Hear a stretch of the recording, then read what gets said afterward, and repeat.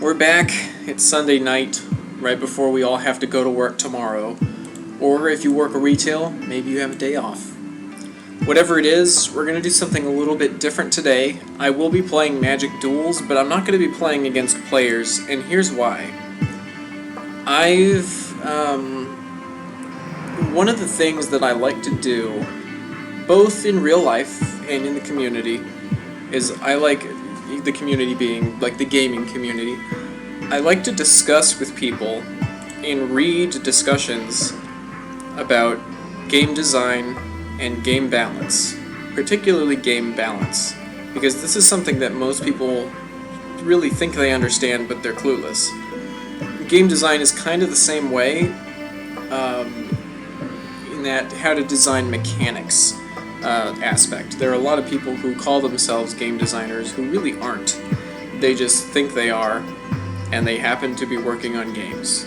I'm not going to really talk about that so much. I'm going to talk more about if you're a developer, if you're a game developer, how do you come up with mechanics? How do you, test your game to make sure that it's interesting and fun and competitive?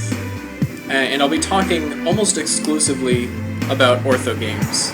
And an ortho game is a term coined by Richard Garfield, the creator of Magic the Gathering, so it's kind of fitting that I'm playing Magic Duels today. An ortho game is just a game, a mathematical game, where at the end of the game the players are ranked somehow. And this ranking could be someone wins and someone loses. Cool.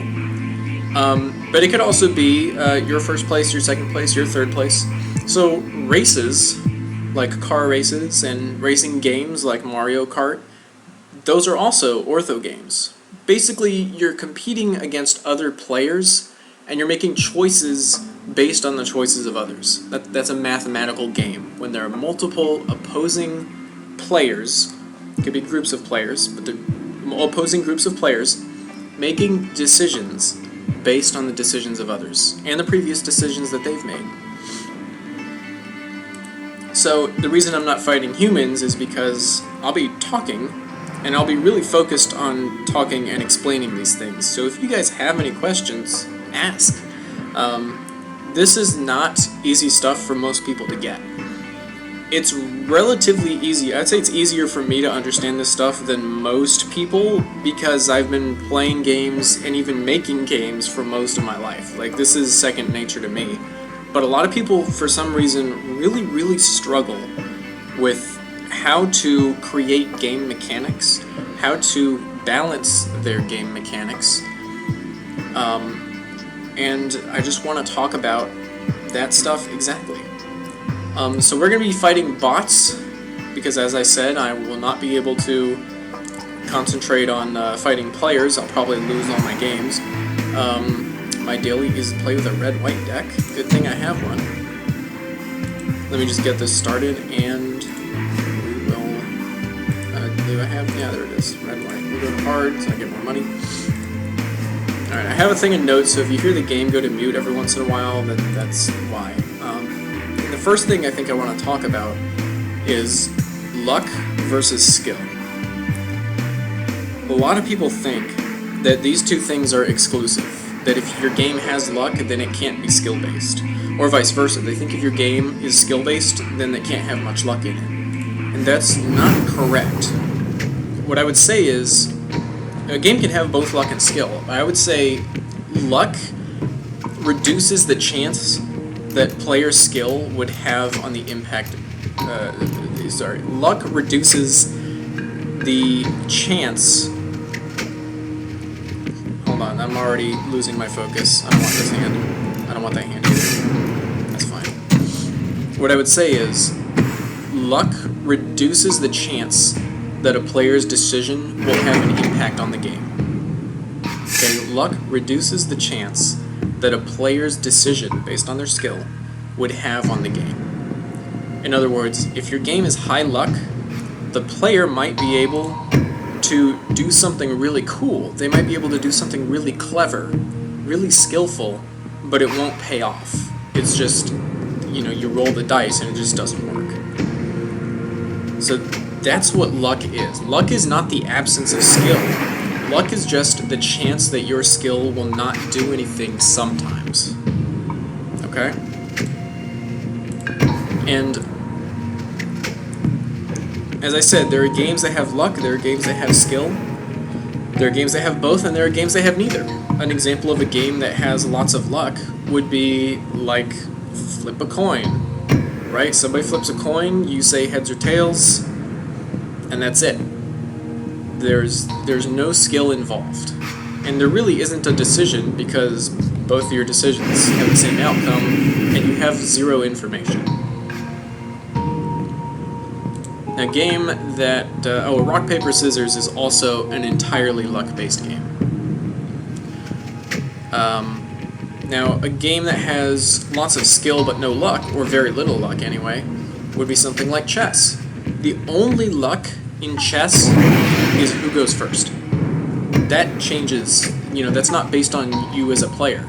Who goes first sometimes is decided on a coin flip, sometimes it's decided on your tournament rating, your ELO rating, if you're playing in a tournament or in a league. Has nothing to do with your ability to play, but everything else in chess does. There is nothing random in chess after you decide who goes first. There is nothing random. It's a very high skill game with very little luck.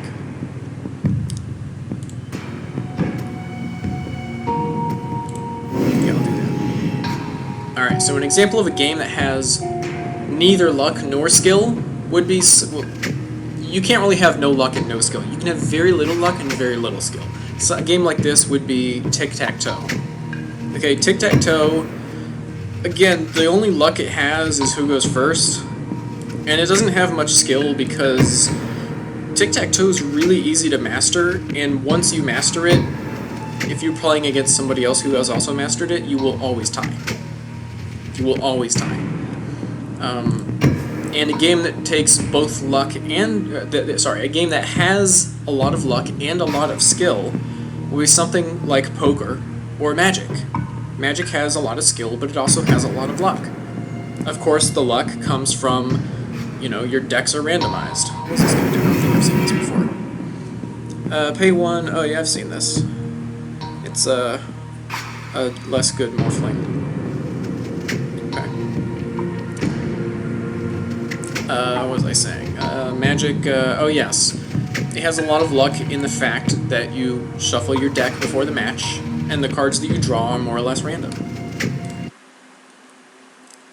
Now, one of the other things that people sometimes assume, I won't say they always do it, but they sometimes assume this. Should have given him flying. Ah, well.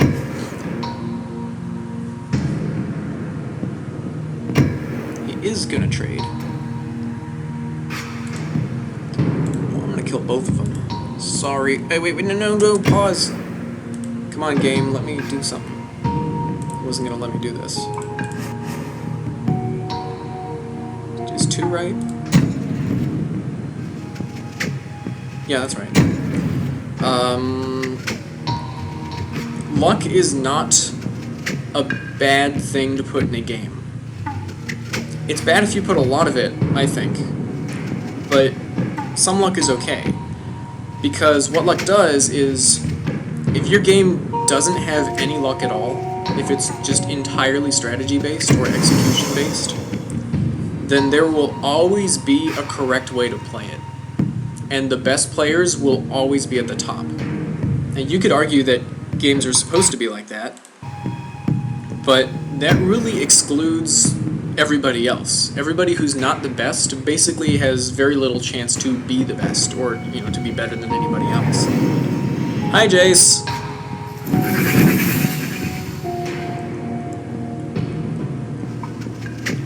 Another thing that luck does, kind of as a side effect of human psychology, is when somebody...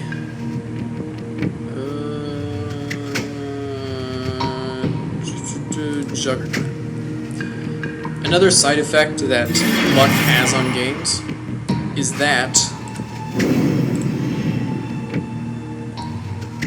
new players, or inexperienced players, or bad players have something to blame when they lose. and when they lose, I mean, it hurts a little bit, but it hurts less to think that you got cheated by randomness than it does that you just lost because you suck, right? Those are very different feelings. So when new players, for example in Magic, if you're like a new player and you lose in Magic, the usual thing that you'll hear from new players is, oh, well, I drew too many lands, or I didn't draw enough lands, or my deck is 5 colors and I only drew 3 of my colors by turn 8, right? And while those are the reasons that they lost, usually, that's... Oh, I guess my Juggernaut's going in.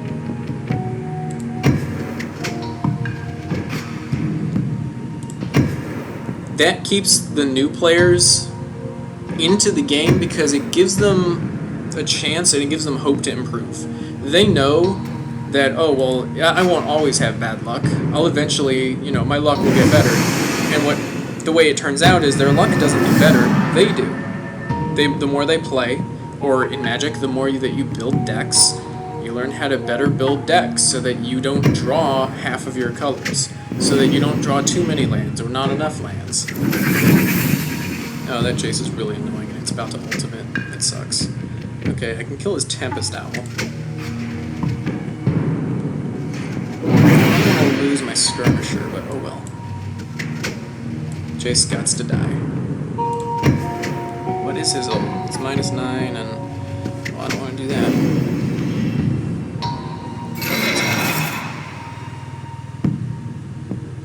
Sorry, I lost my train of thought already. We'll kill that one, then that one, because I'm going to shoot it.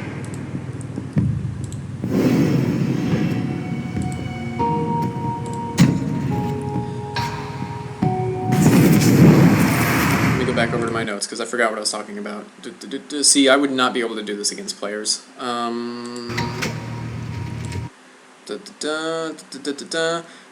Oh yes. So as new players who blame their losses on luck, as they keep playing, they will learn how to overcome that randomness. I don't want to say luck. I'll say randomness. They learn to overcome the randomness. This is going to be really annoying. Please be something good. That's not what I wanted.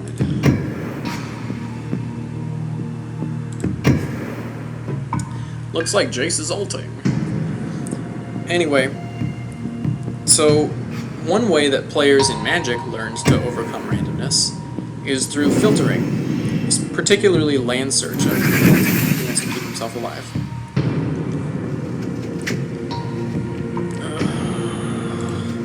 Jeez. So in Magic, you can reduce the amount of luck that you run into, or I guess you can reduce your how do I want to say this? You can reduce the randomness aspect of your deck in Magic. The way people used to do this is just by having things like land searches. Nissa's Pilgrimage, which is in Magic Origins, is one of those cards where you search for 2 forests, or 2 of any land, it doesn't matter what card it is. You search for 2. Ooh, that's what I needed. That's what I needed! Get in there.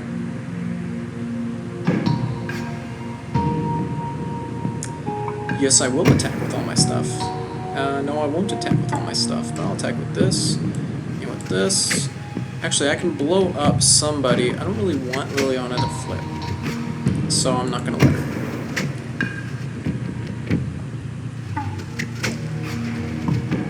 Jace ults, I lose, so I gotta keep him down.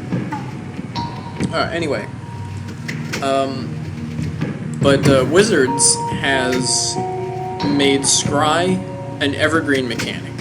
And an evergreen mechanic is just a mechanic that they put in every set. So things like flying, first strike, trample, these are evergreen mechanics, and Scry has become one of them. And Scry is an ingenious way to allow players... It's an ingenious way to allow players to reduce the randomness of their deck. It's genius, and here's why. When as a player, when you scry, it kind of feels like cheating, right? You get to look at your top card. If you don't like it, you can get rid of it. If you do like it, you just keep it there, and now you're like, I know what it is. But think about, gameplay-wise, think about what actually happens when you scry. Either way, I'm talking about scry 1, okay? When you scry, let's say you put the card on the bottom. You still don't know what your top card is. All you know is that, well, there's a lower chance that it's the card that you put on the bottom, if you have multiple copies of it. If I just put a forest on the bottom of my deck, I might still draw a forest. I might draw something else. I'm not going to draw the forest I put on the bottom. So if you scry and you get rid of a card, your information hasn't changed. You still have no idea what you're drawing. If you scry and you keep the card on the top, you now know what's there, but the game state hasn't changed at all. The same card that was there is still there. This might impact your decisions on what to do on your next turn or something.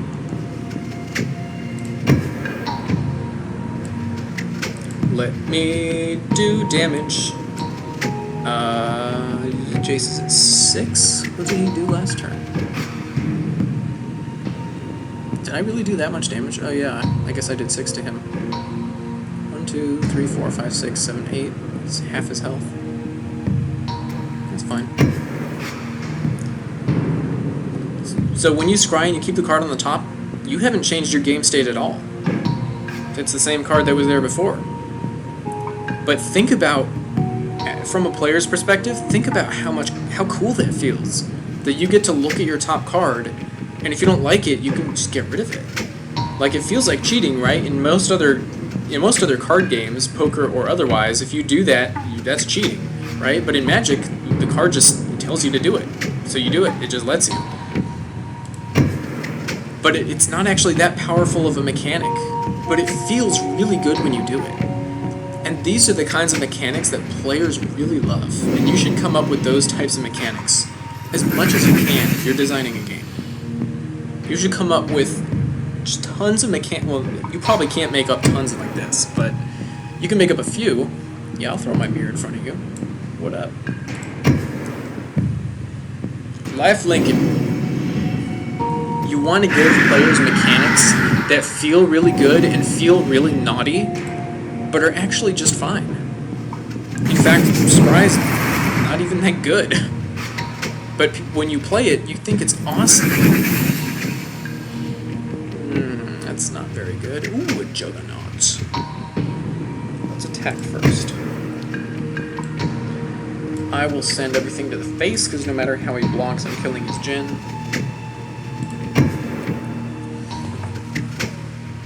Let me go back to my notes, because that was the end of that little thing. Okay, so, alright, what's happening? He blocked. He's lifelinking everything. Okay, well, his Djinn is dying, and, let's see, I can't sack my enchantment. Okay.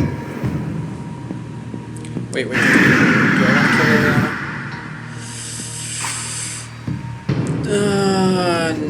No, I want to kill the Djinn.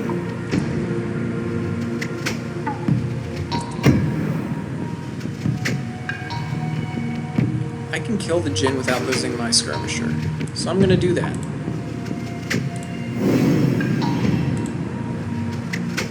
And he also doesn't get the lifelink benefit. See, I can actually focus because... Oh, Liliana's flipping, of course. Alright, so I kept my dude. Juggernaut. Alright, what was I saying? Oh yeah, next section. So that's luck and skill. And actually, I'm not quite finished. I think that if you have a little luck in your game, just a little bit, that can be healthy. It can be healthy. What's on this guy? Oh. It can be healthy to have some luck in your game. Because like I said, if there's no luck, then the best players will just always be at the top and nobody else will be able to do anything about it. And you don't want that. You want there to be a little variation. You want a player, if you have player A and B, and player A is a little bit better than player B, you still want player B to beat them sometimes. Not very often. Maybe 10-15% of the time. You want the worst player to win if they're close enough. Okay, if there's like a huge skill gap, If you're like a master StarCraft player, you should not be losing to Bronzies. Unfortunately, in StarCraft 2, it's almost that bad. I should play the Archangel first, even though he has nothing to do. Let's see what to do. Yeah, I'm gonna play the Archangel. My skirmisher is useless. Thanks, Jace. Let's attack with... Huh? Why can't they attack? To his face. Oh wait, it's asking me about that. You go to his face. This guy's gonna die if he attacks. Skirmisher's gonna die if it attacks, because he's gonna summon little flyer dudes. That's actually fine. Actually, this guy has to go to Liliana. Crap.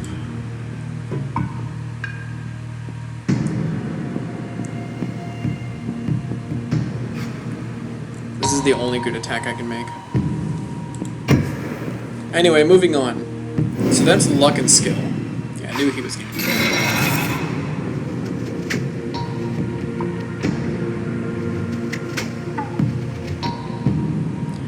I'm taking, yeah, I know. Doesn't matter.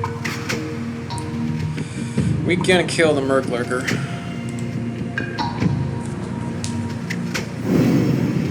Yeah. The next thing I want to talk about is resources, and the idea of risk versus reward, or you may have heard it as cost to benefit, cost to outcome, cost to payoff.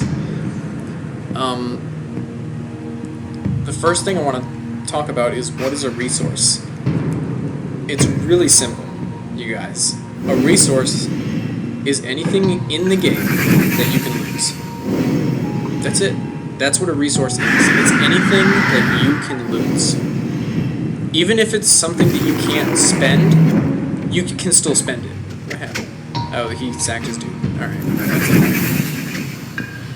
He can only block with one guy, though. And I have an Ember Hauler. He can only block with one thing. Do I don't win. Actually, yeah, I do. Well, maybe. No, he's gonna block a double strike. 1, 2, 3. I can only do 5 damage. Let's do 5 damage. And do I want to kill his Jhin, or do I want to shoot his face? I think I killed the Jhin.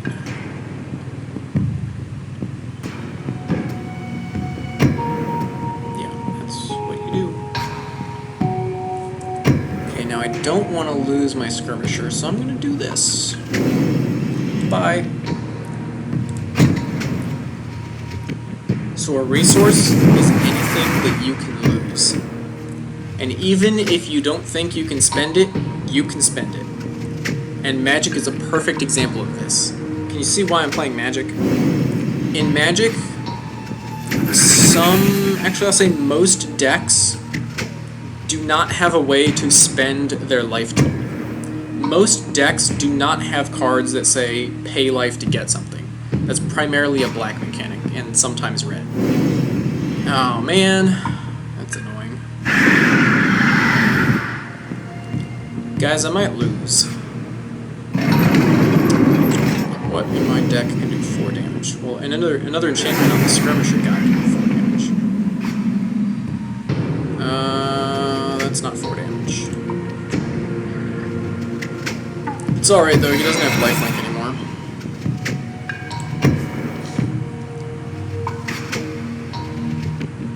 So in Magic, your life total is a resource even though you can't spend it. It's a resource because you can lose it.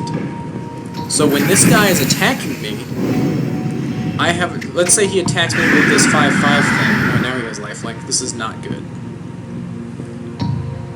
That's not good at all. Yeah, this really sucks. I think I need to kill that now. Oh, this hurts my soul. But early in the game, he was attacking, and I was just taking the damage. I wasn't blocking. I can... yes, do that.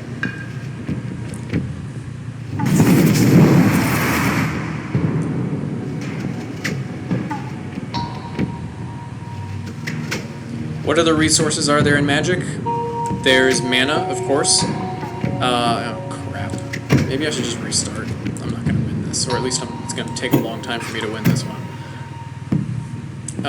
The mana that you have available is a resource. The cards in your hand, and sometimes the cards in your graveyard, are a resource. Cards in your library are sometimes a resource. I'll say they're not always a resource because in a large majority of games, the number of cards remaining in your deck doesn't matter. Most of the time, the cards in your deck do not matter.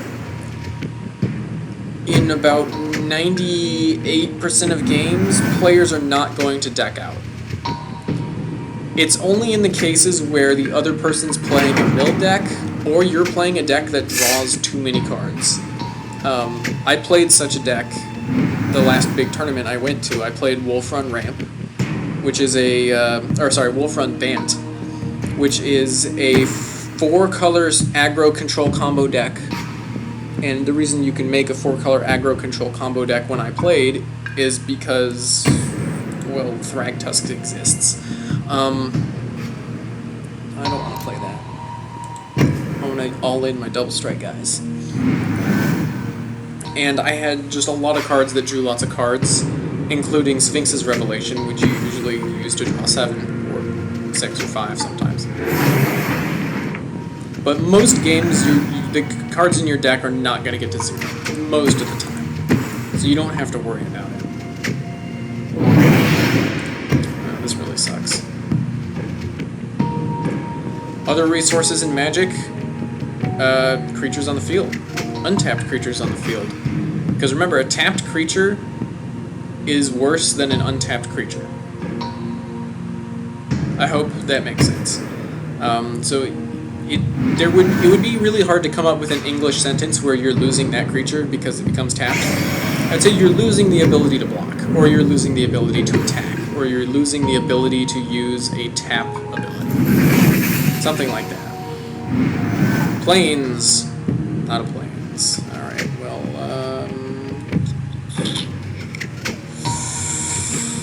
I guess we do nothing.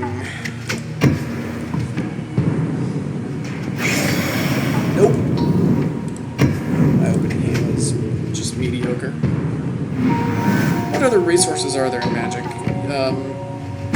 Information is not a resource.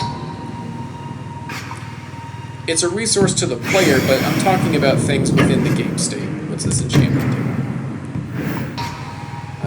If you have an artifact, get an artifact. That's fine.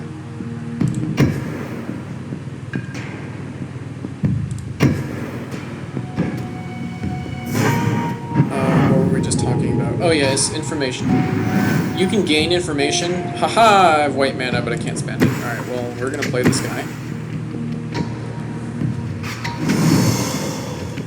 See, even against a computer, I'm kind of focusing too much.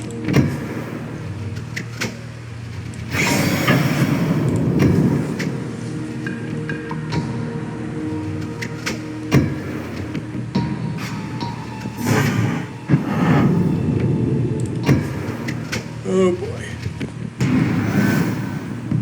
What other mechanic? Oh yeah, information. Even though information is something you get as a player and it does help you, I'm not gonna block. That's not a change in the game state. Whether you know something or not doesn't actually change what cards are where. It doesn't change your life total. It doesn't change the status of the cards. It might make you make better decisions, right? But it's not actually a change in the game state itself, so that's not a resource as far as the game is concerned.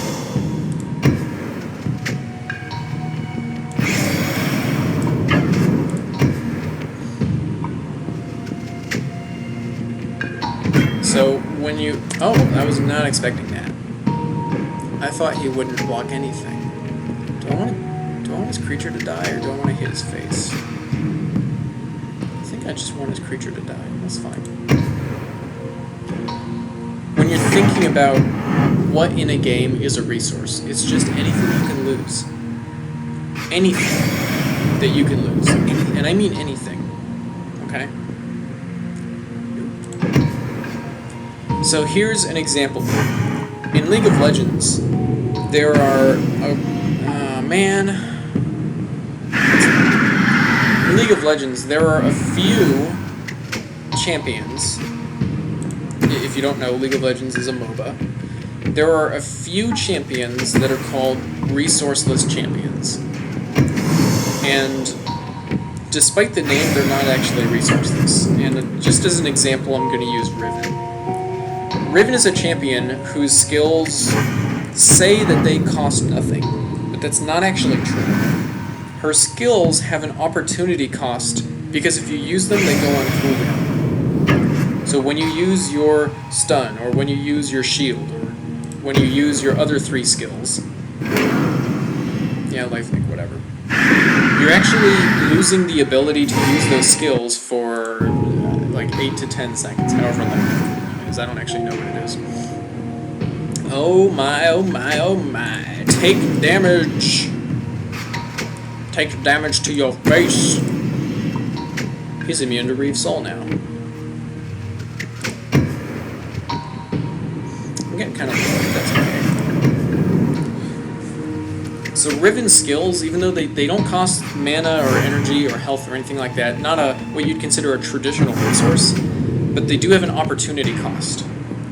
And I have seen sometimes where a Riven will die simply because they use their shield dash to go into combat rather than to get out of combat. I have seen some Rivens die because of that. That is a cost. If you're using your shield to go into battle, then you cannot use it to get out if it's a short battle.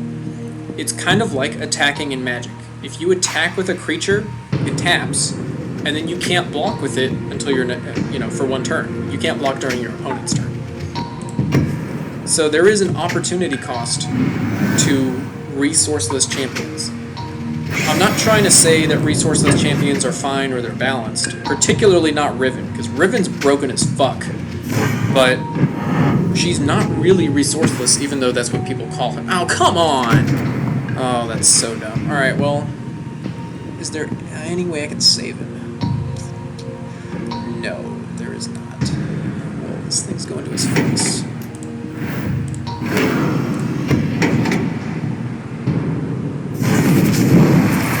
Wait, do I win? I'm just going to steal this guy and attack. That's the plan. You're mine.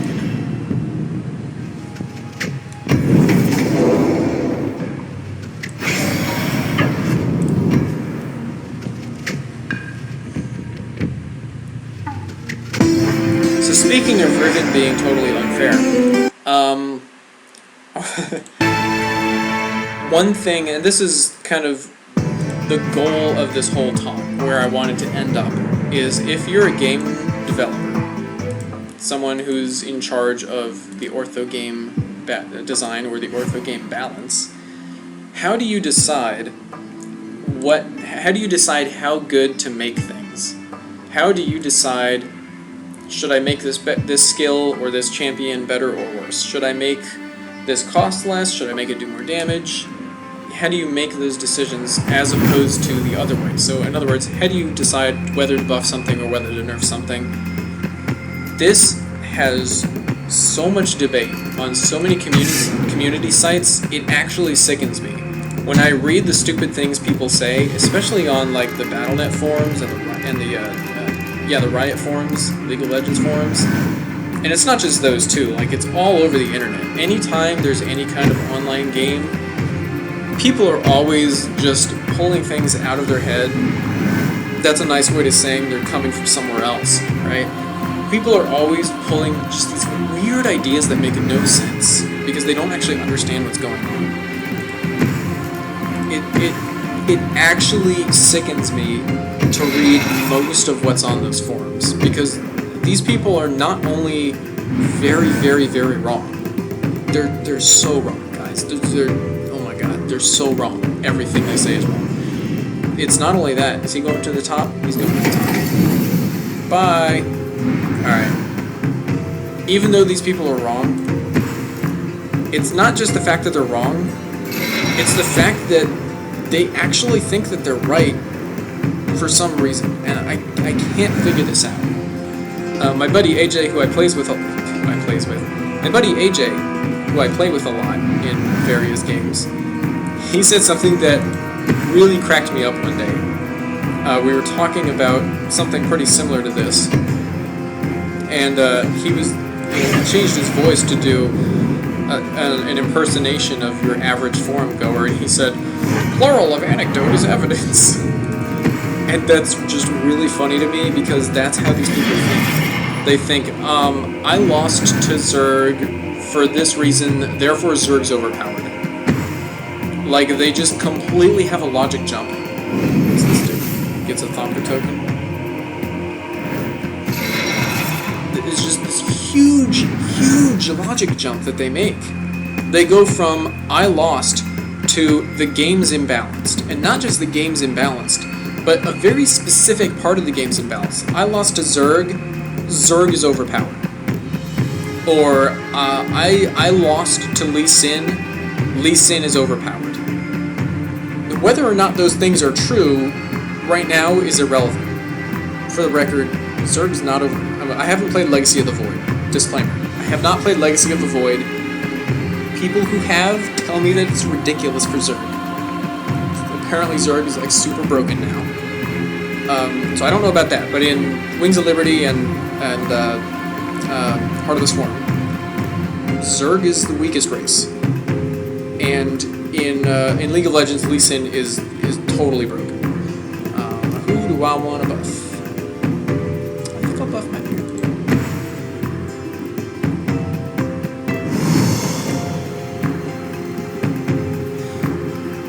There's no way he can kill my Juggernaut. But I'm gonna not do it.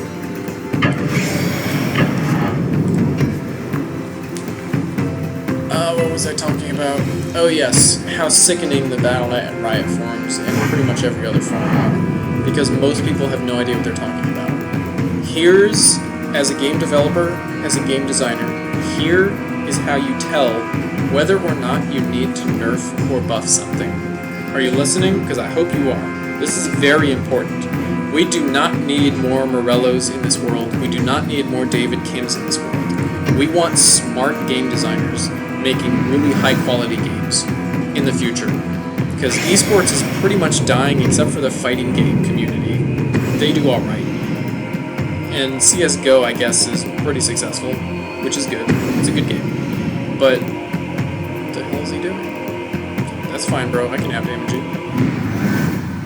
Oh, he did that post-combat. That was interesting. He knows my Juggernaut has to attack.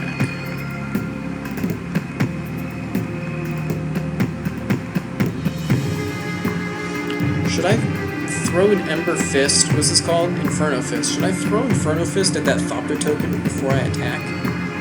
Or just attack with the other two?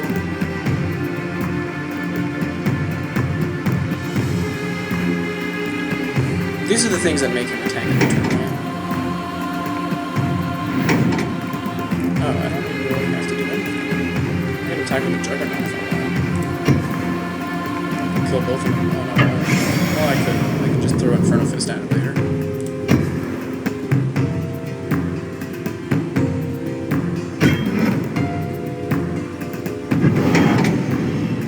Okay, so he's going to attack with that every turn. Yeah, I know. Alright, we'll put Inferno Fist on this guy. He's cool. Here's how you decide. Here's how you determine whether you need to buff or nerf something in your game. If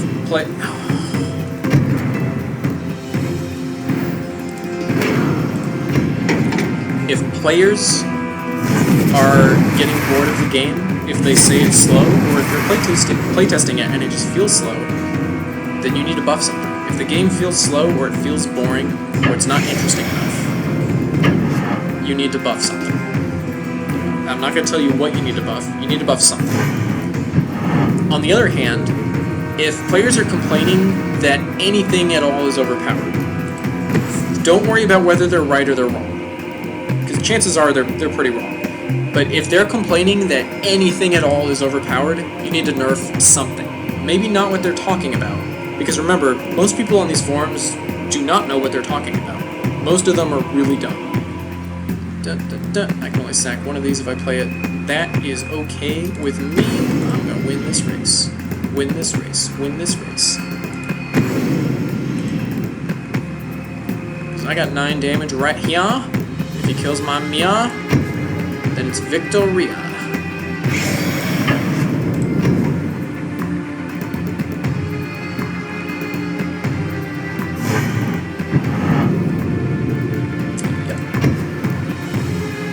So remember, if your game feels slow, or players are just not interested, oh, hello, for 2 you say, well, I guess what I'm going to do, I'm going to shoot you for lots of damage. No, pause it, okay, it's paused.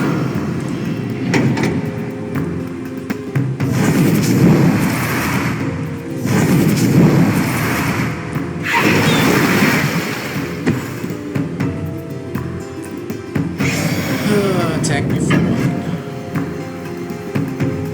Remember, if players are complaining that your game is slow, or if you're playtesting it and it feels slow, or it just doesn't feel exciting enough, you need to buff something.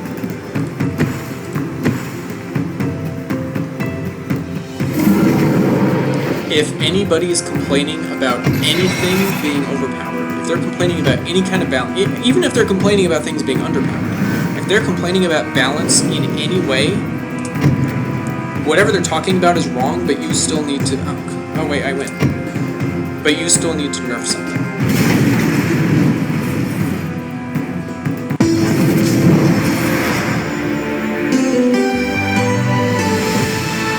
Woohoo! Got money. Woohoo! Got more quest money.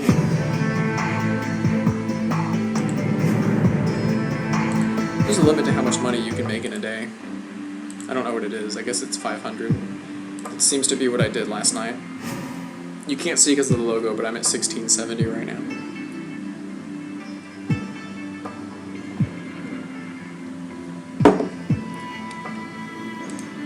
So, to highlight a little bit of the more important bits that I went through, whoops, continue. To highlight a little bit of the important bits that I went through, luck is not bad for games. A little luck is okay, but too much luck will make the skill in your game not matter.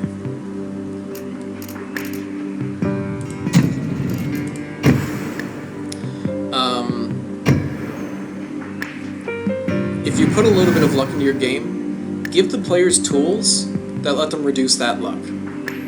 If you're making magic, which you're not because it has already been made, put things like land search, put filters in your game, put scry in your game. Mechanics that players can overcome the randomness that you've put in. New players will have something to blame when they lose, whether or not it's legitimate or not. It doesn't matter.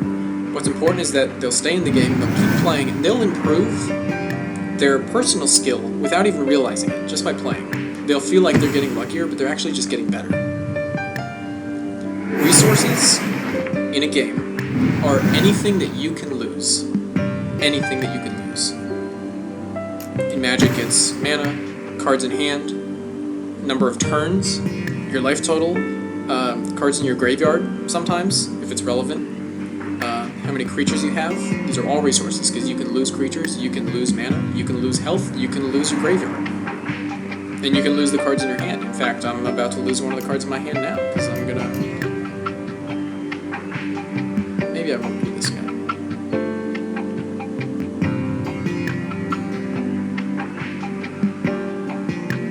Nah, let's do it. So I just spent 2 mana and 1 card.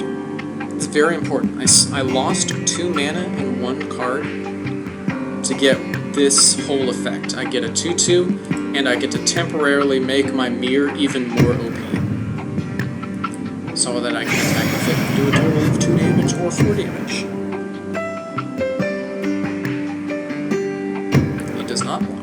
Excellent. That's what I want. You always block the perilous move. It's kind of like Morph. You just have to kill him. What else? Everything you can lose is a resource. And put aside all of your preconceptions about what a resource is. It's not just health and mana and, you know, minerals, right? Those are resources too, but that's not all that there is. There are other things like time, opportunity, positioning. Positioning is a resource. I'm gonna make this guy so huge.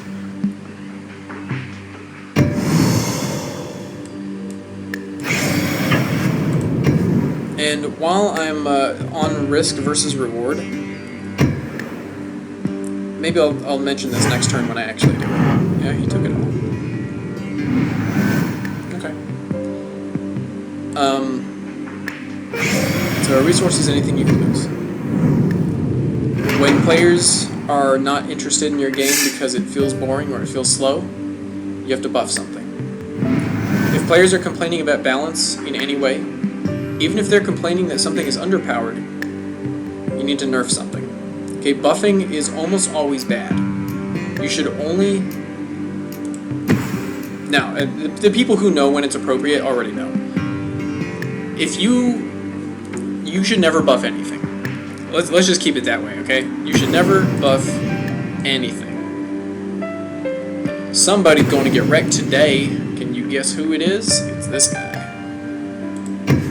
You're about to take 11. 13.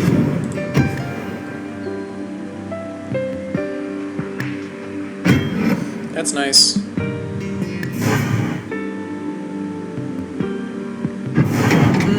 Tasty. Red and white deck. Oh, there is actually something I missed. Who's he gonna do? Help me and cast something.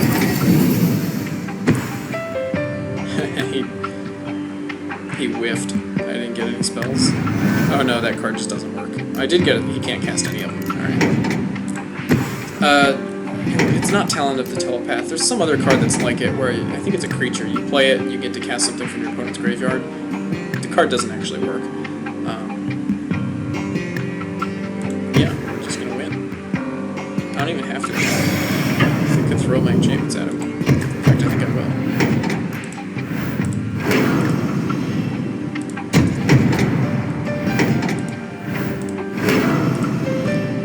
So, no, I forgot to talk about that thing.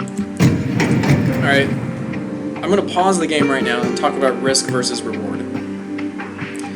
Notice what I did to this guy, my Double Strike Flyer. I put all my enchantments on him so I could make him really huge, and the enchantments have double effect because this guy deals damage twice every turn. That is a huge risk that I took, because if my opponent has any kind of kill spell or bounce, I'm losing 3 cards, and he's only losing 1. And I'm also losing like the mana that it costs to play those cards, right? So I would be losing 3 mana for this guy, and 2 and 2. I would have sacked one of them, but forget about that. I would be losing 7 mana and 3 cards, and he would only be losing 1 card and, you know, maybe even 1 mana if it's like an unsummon, or 3 if it's Reef Soul, or is Reef Soul 2? I don't know how much Reef Soul costs. It's 2 or 3. That's a huge risk that I took. If he has any kind of kill spell or removal for my guy, I just lost 3 cards for nothing. I paid mana to discard those 3 cards. So, in your game, you should have the same kind of thing. Up until a few years ago, in Magic, auras were generally considered unplayable in high-level play. Because of this. Because anything you put it on, you're opening yourself up to get 2 for 1. Your opponent can get rid of 2 of your cards for 1 of his. And unless you're playing aggro, the winner in Magic is the person with more cards. Almost always, it's the person with more cards. So that was a huge risk that I took, dumping all my cards onto one guy, making him really fragile. But the reward was high. My opponent did not have a kill spell, so I won in 2 turns.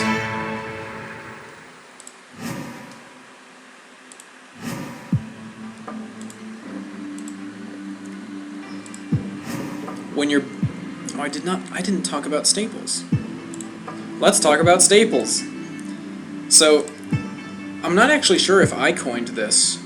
A few people have used it since I've used it, but I didn't get it from anywhere. I just started calling it this back when I wrote articles on the Guild Wars Wiki. A staple in a game is just something, a game component, like in Magic, game components are magic cards. In League of Legends, they are skills. I guess you could argue that champions are game components, but it's mostly the skills, the abilities that they have. In a real-time strategy, they're the units, the abilities that units and buildings have. This is fun. A staple is a game component in a game, obviously, that just does one thing. It's something very simple, right? Like, let's see if we can get an example. I didn't draw one. I have some in here. Actually, this is... no, that's not really a staple. Lightning Bolt is a good example. Okay, Lightning Bolt in Magic, it's a 1-mana red spell that deals 3 damage to something. That's all. That's what it does. It's a damage staple. It's just one thing. It just does damage. That's all it does. And Wizards has attached some costs to it when they were making the game. Lightning Bolt's one of the original cards from Alpha. Probably from pre-Alpha, but I wouldn't know about that. So Lightning Bolt has some costs and one effect, and that's it. That's a staple. Okay? It's not something like Inferno Fist, which has 2 effects. You pump a dude, but you can also sack it for 2 damage. This is not a staple because it does too many things. A staple only does one thing. This is not a staple because it also does too many things. It pumps a dude, and it gives them some evasion ability. In this case, flying. It's not a staple. This guy, in my deck, this actually is a staple. It's a 4/4 flyer for 5. This ability does not do anything in this particular deck. There's nothing in this deck that generates counters at all. So in this deck, this guy is a bad Sarah Angel. So I guess he's just cover up. Don't worry about this text down here. Flying 4/4 for 5. This guy's a staple in this deck because it just does one thing. It's a 4/4 flyer.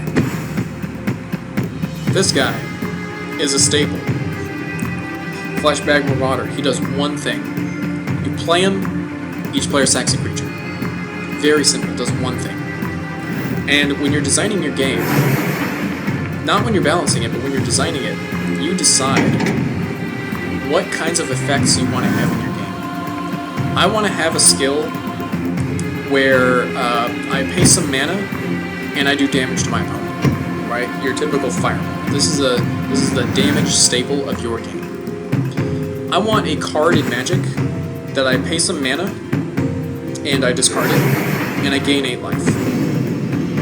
That's all it does. Gain 8 life. That's a staple. That is a 4/2.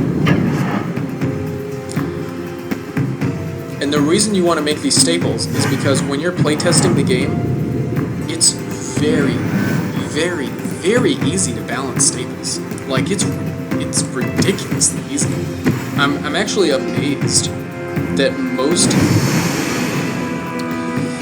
how do I want to say this without getting in trouble?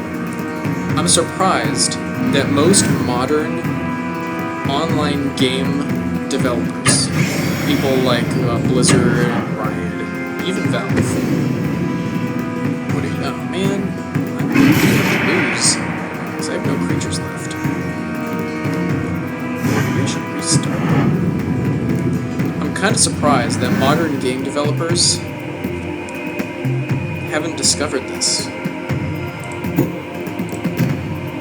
Like, when you just have simple effects in your game and you can balance those effects, the reason you use staples is so you can figure out what costs are appropriate for what effects.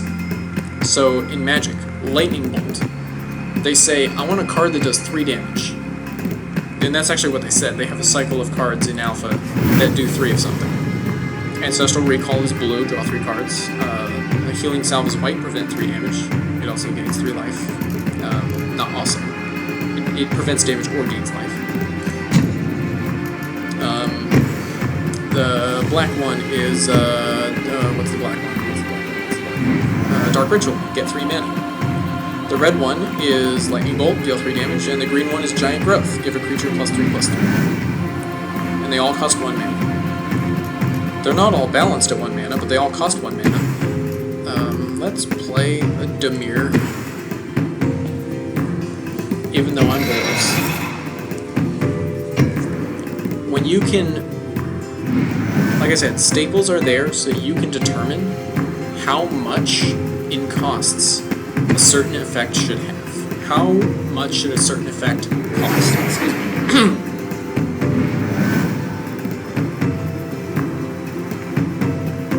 Guys, this V8 Splash Orange Pineapple is so good. Oh man, it's so good. Alright, go, little 1/1, help me achieve my victory.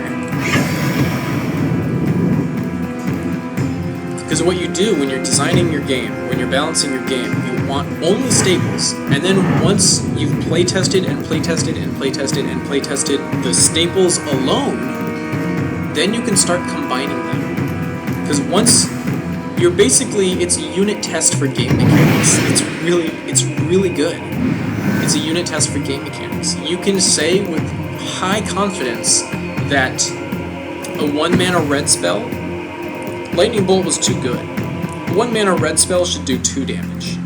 And maybe it should have some auxiliary minor effect. 3 damage is a little too good, 2 damage isn't quite good enough. Maybe we'll do a 1 mana red spell that does 2 damage, and the creature, if it dies, it gets exiled instead. Right? Or we'll do a 1 mana red spell that does 2 damage, and another creature can't block for 1 turn. Right? 2 damage plus some minor effect.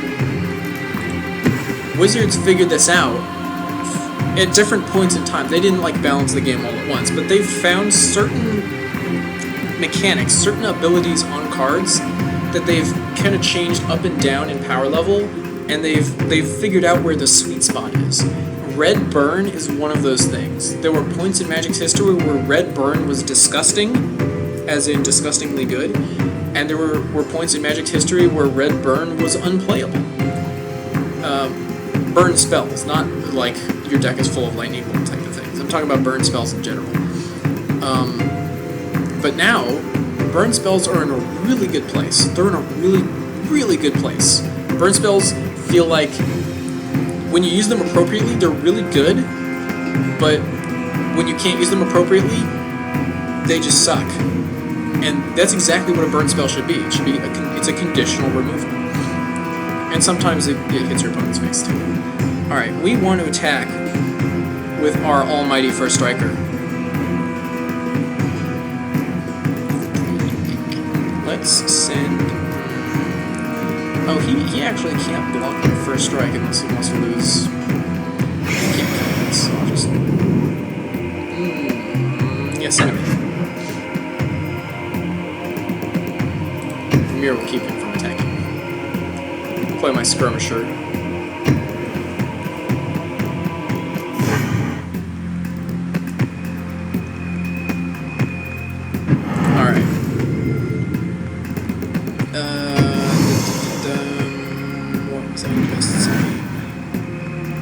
Staples.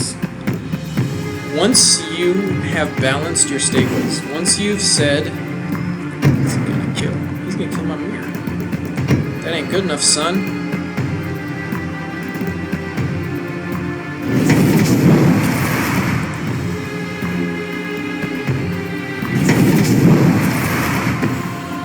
Once you've balanced your staples and gotten them in a really good place, you can have a very, very high confidence that if you combine 2 staples and you combine their costs appropriately, you'll end up with something that's just automatically balanced, and most of the time you don't even have to play test it. You still should, but you don't have to. You can already know, hey, this, 1 mana and 2 mana to distribute 2 damage is good. 1 mana to draw a card and just discard the card that you're drawing is good. It's usable. What's the Tempest card with buyback? Something of the Muse. Whispers of the Muse. 1 mana is basically cycling for 1 mana. But if you combine them, you get something like Electrolyze. It's the 2 mana for distribute 2 damage, and it's the 1 mana draw card. You combine them, even though you're actually losing 1 less card, because you're not spending 2 cards on it. You're spending 1 card and 3 mana to get 2 damage and draw a different card. Alrighty, we want to make this guy disgusting. I don't think we want to play Ember Holler quite yet. We will attack.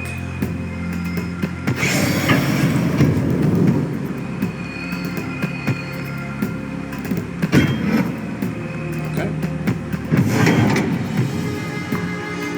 He wanted his Riri to free. What does she do? Each player discards, reanimate something. Should I? I'm gonna discard a card on my turn, on his turn anyway. What do I want to lose and what do I want to keep? Oh, I want to play the Ember Holler, I think. Because I get rid of a zombie and I do a ton of damage next turn. Yeah, that's the right play. Play the Ember Holler. Maybe he's a red guy that draws him a card.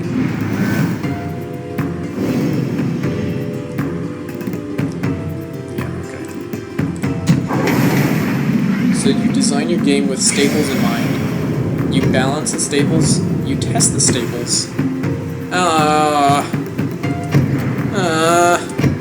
Fine. At your 5/5. I can kill it just losing 1 guy. It's fine. So that when you combine your staples, 1,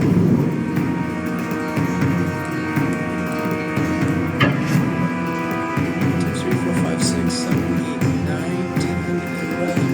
Actually, if he blocks the goblin, I'm still in good shape. What if he blocks them? Yeah, no, I think I just attack him. So this goblin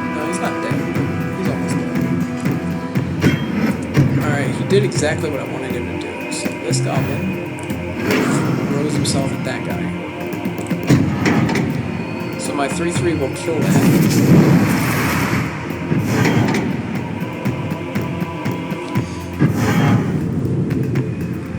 So that's why it's important to design staples for your game. You can balance them very easily, and then you can create anything else out of them, and you'll have high confidence that the things that you create will just be balanced because the staples are. I think he is dead. He is dead-a-rooney. Yeah, he's pretty dead. That guy already killed him. If I do this, I'm pretty much guaranteed win.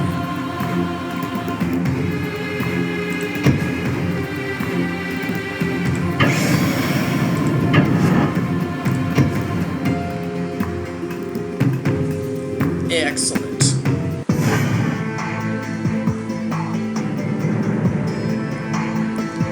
I mean, that's most of what I wanted to talk about. If I talk about the other things that I put on this notepad thing, I would just be rambling, because I didn't actually prepare anything. I just wanted to maybe talk about them if I had any extra time.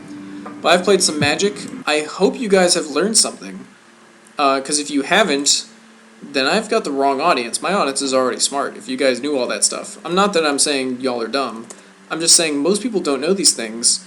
It's not because they're not taught, it's just because you never think about them. And they really don't teach this in, I know there are a lot of like game design and game development colleges or schools and classes, but they don't teach this kind of stuff. What they teach is, you know, not practical. They teach the, you know, the production side. They teach, how do you...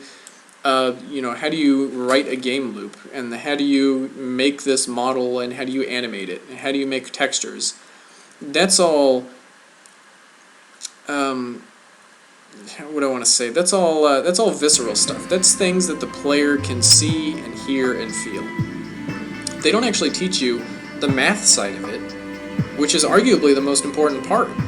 I mean, most of the successful games of the past were not successful because they looked pretty. They weren't successful because they had really good content. Many of them did, but that's not why they were successful. They're successful because they were really, really fun.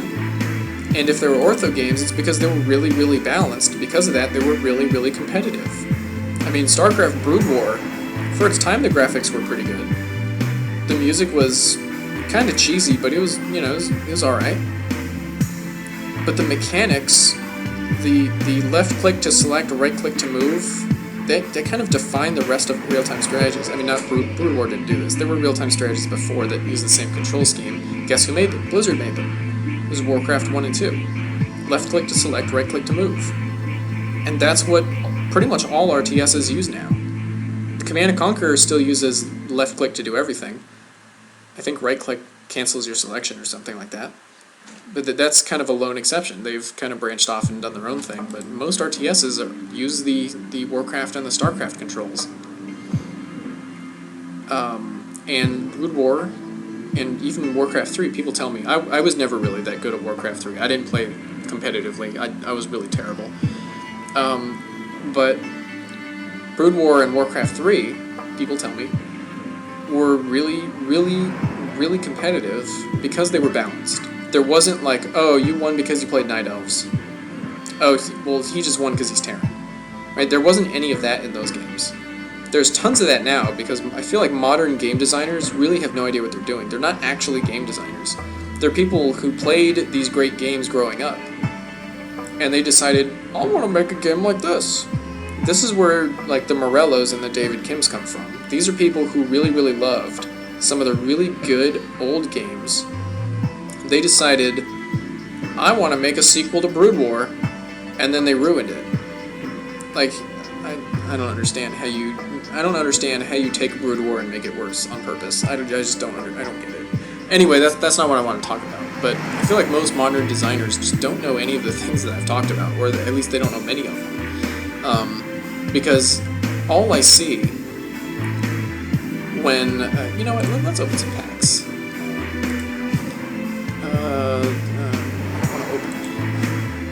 I want to open like 3 or 4. I can't just type a number. Come on, guys. I guess I'll open 2. I'm kind of saving my money for when a good expansion comes out. Magic Origins it's not terrible, but it's not that good. I mean, it's a base set, it's a core set, so I can't really blame them. They water down the core sets a little bit to make them more accessible for new players. And Battle for Zendikar is going to suck ass because it's exactly the same as the old Zendikar block. Well, I mean, the first set is, anyway. I've seen most of the cards in the first set. The second set might surprise me. We'll see. What's my rare? Ooh, this guy's OP. 5 mana for a 6/6. What's the difference between... Oh, Menace is the other one, right? Menace is it can't be blocked except by 2 or more creatures, right? Yeah, that's what Menace is. Okay. What else did I get? A 2/3 haste when he enters battlefield. Huh. Okay. Oh, this actually reminds me. This is something else I want to talk about, but it's more related to Magic design.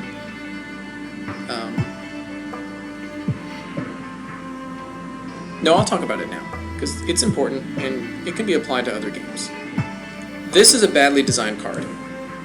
I'll just let you guys stare at it and read it, and try to figure out why for a few seconds, while I try to figure out how to explain it. Actually, I'm going to get a drink. Just look at this card, and just accept my assertion that it's a badly designed card. And I'll tell you why when I come back in about 1 minute.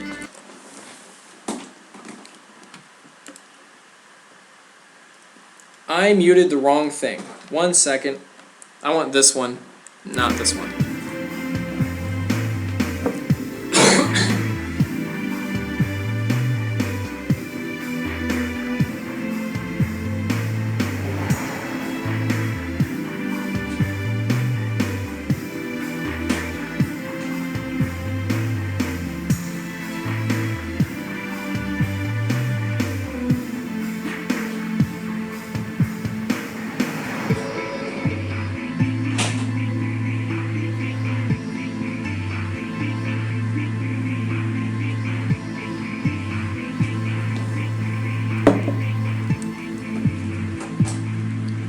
I have vanquished my thirst. Actually, not really. I haven't sipped on this yet.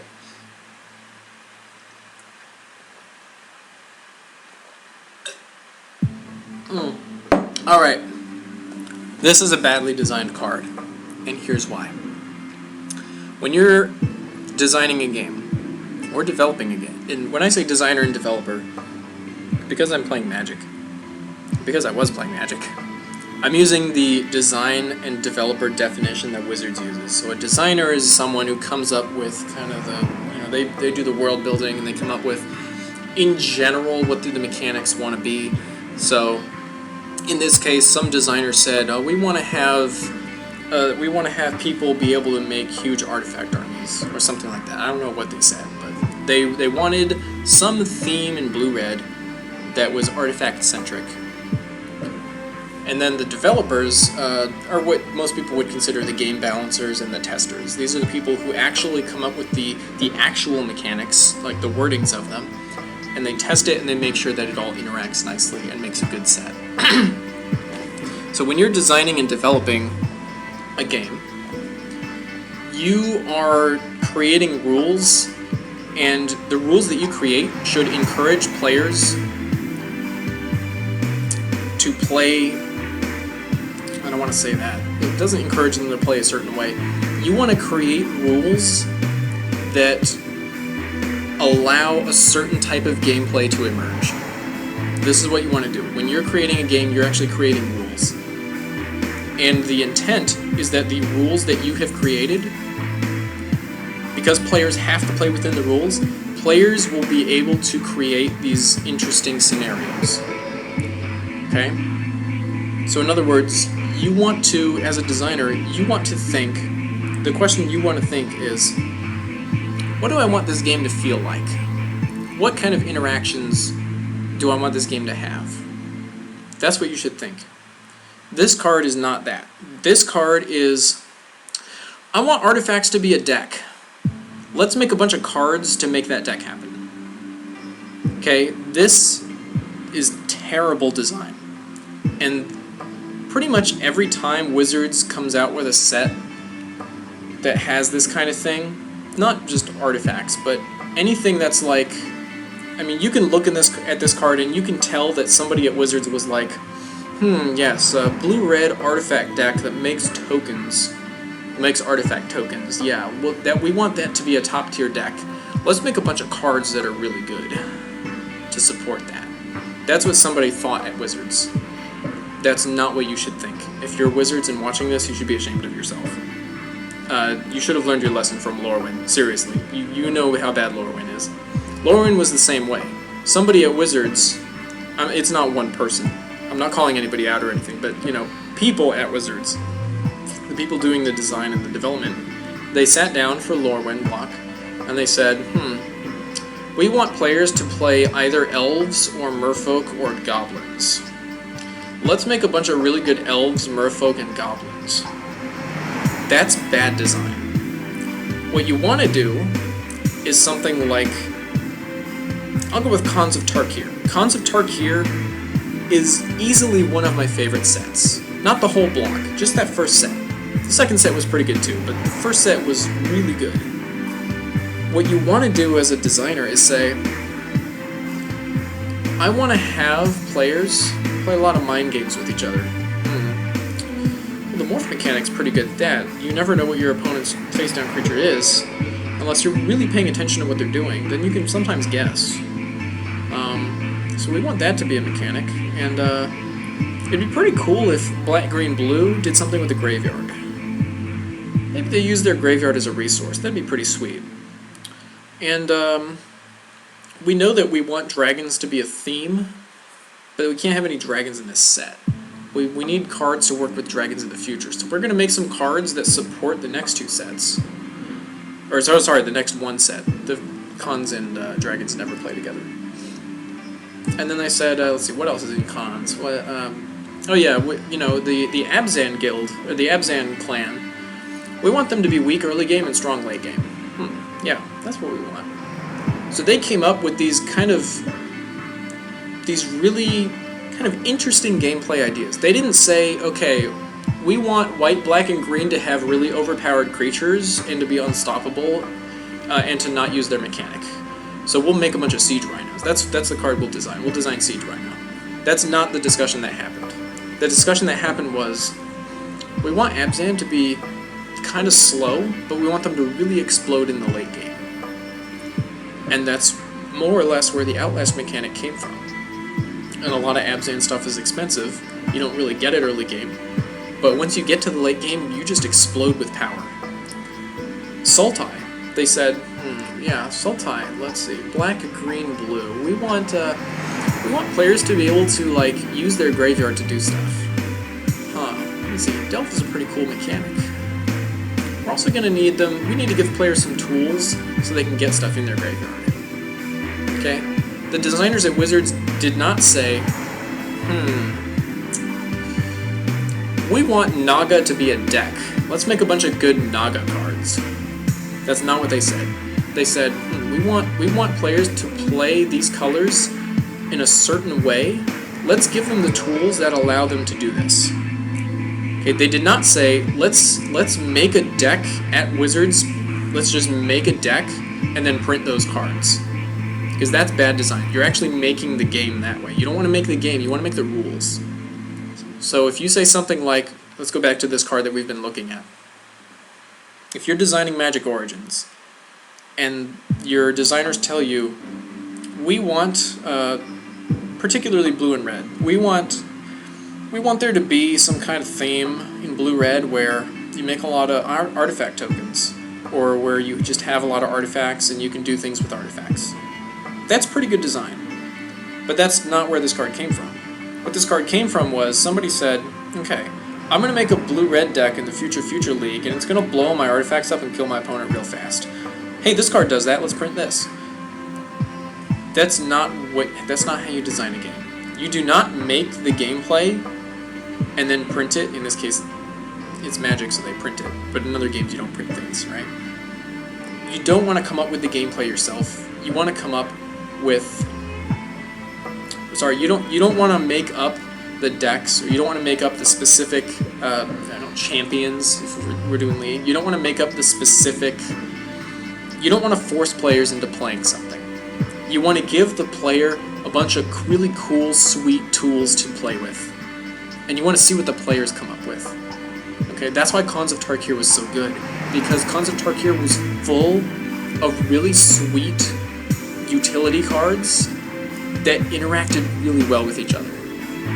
It wasn't like, oh, every black, white, green card that you put in your deck is an Abzan card and you should just make a 100% Abzan deck. Nobody does that, okay?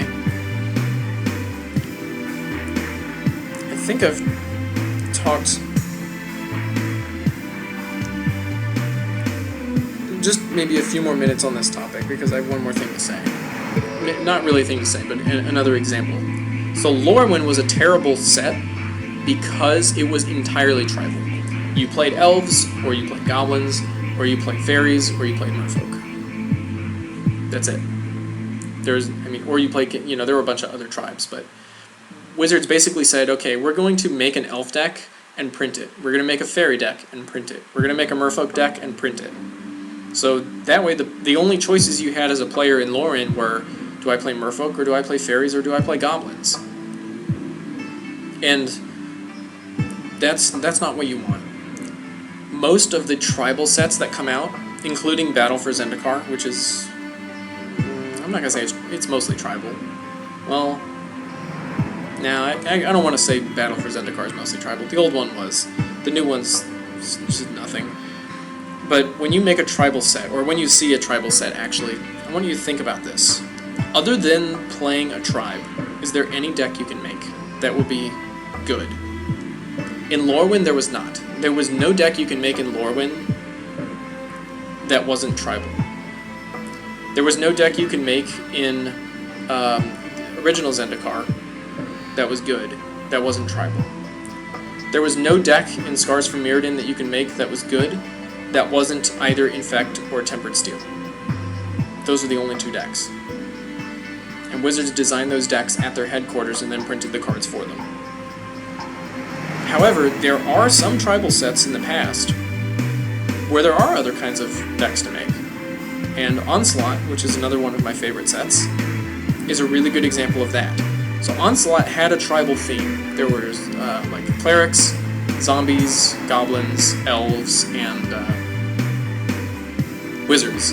Yeah, wizards was the fifth one. And beasts. Beasts and elves were both green working together.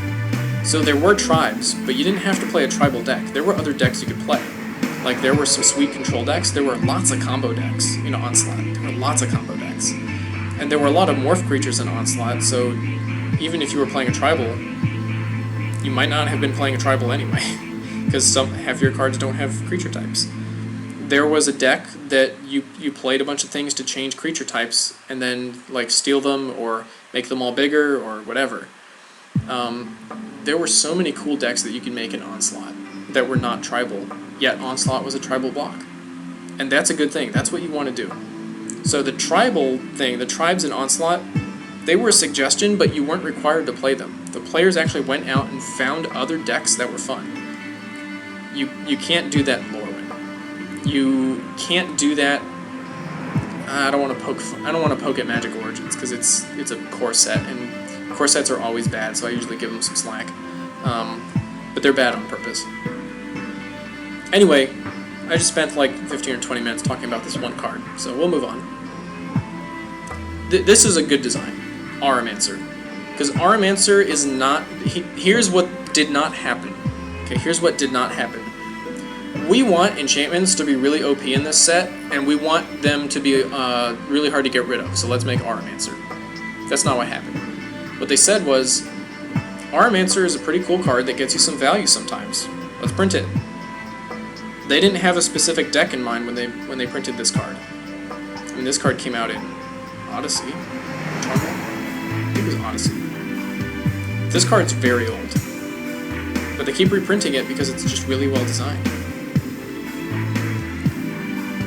Here's another one. They didn't have a specific deck in mind when they printed Rogue's Passage. They didn't say, alright, well, we're going to have a deck that has like an undercosted green creature that has Renown 6. We're not gonna print this guy. But we are gonna print Rogue's Passage with it. I'm being facetious. Rogue's Passage was not originally printed in this set. Rogue's Passage is a tool that players can use, so it's up to the player to figure out, what creatures would be cool to make unblockable for 5 mana? Because it's 5. See, it's 4, but you also tap this land, which makes mana. 4 mana plus this land. That's 5 mana that you otherwise would have had. You have just lost 5 mana, therefore it's a resource. Let's open the next booster. So, Rogue's Passage, good design. Auramancer, good design. This crap, bad design.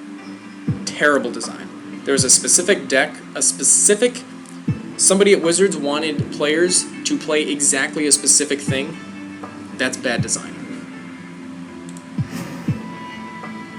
What am I getting? Where's my rare? Oh, this one. Oh crap, this card sucks.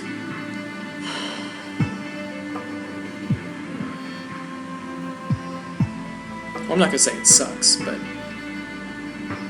that's not the rare I was looking for. I was looking for something that's a little more, what's the word? Playable. Playable, that's the word. That guy's cool. Wait, what does it do? Yeah. Scry 2, then reveal, yeah. Hydrolash.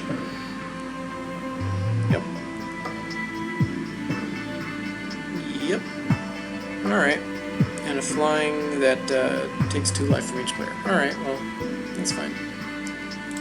I got that green dude. He's pretty good. Alright, well, I hope you guys learned something. Thanks for watching me kind of slum my way through some computer battles. Thanks for listening to my 30-minute rant on a single card. I really, really hope you guys learned and enjoyed it. I may do this again from time to time, maybe in Magic, maybe elsewhere. Because currently my views average in the single digits. So chances are not many people got to enjoy this live. Yeah. So I'll see you guys next time. Hopefully tomorrow, if I'm in a... You know, and even if I'm not in a good mood, I'll probably do it. Actually, I might have something to do tomorrow. Don't know how long it'll take. But hopefully I'll be able to play some games and talk with you guys. It's always fun. I'll see you guys next